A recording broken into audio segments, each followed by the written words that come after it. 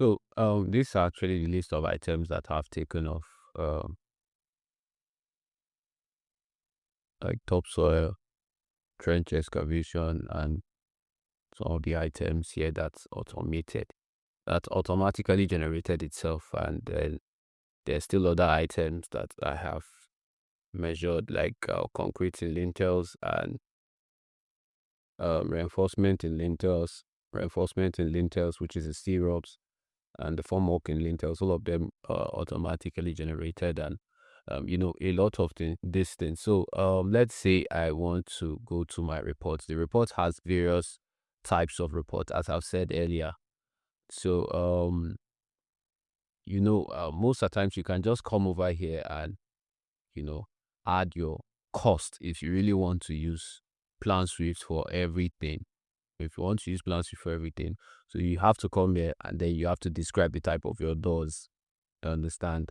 So you describe the type of your door. If not, it's just D1. Or when you are taking off, you can decide to describe the type of doors you're measuring, and you can also price your each of these doors here. So if my door one is, um let's say $6,000,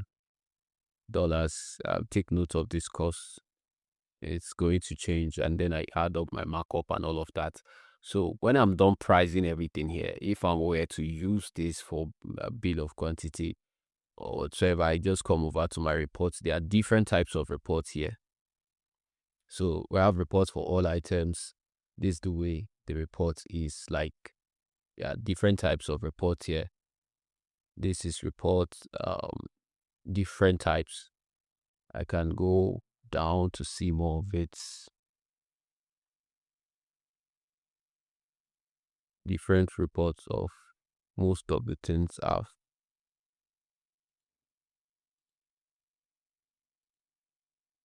Okay, so these are actually different types of reports. This is actually subcontract. So until I do something for subcontract, that's when I'm going to get my subcontract summary list. And then I have other reports over here.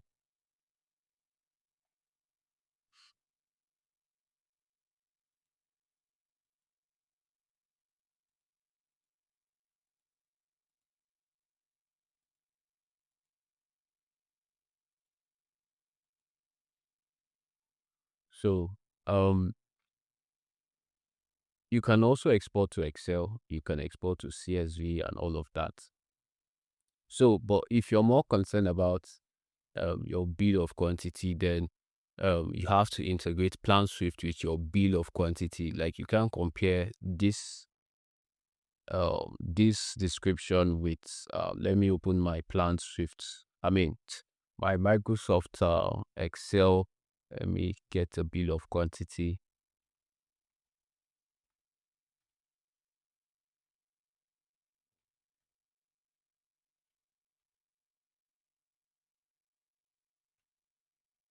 Or let me just go look for it.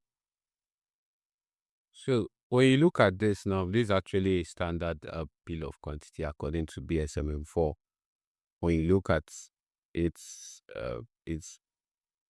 more organized than the other one, even though those other ones has markup and every other thing there. But this is exactly how Nigerian bill of quantity looks like.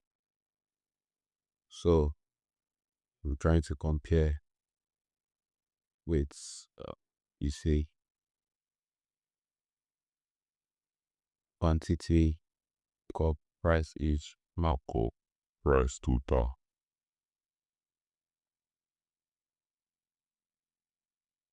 So look at the tie beam, rafter, purlins, roof covering, noggins, and all of that. So it's totally different from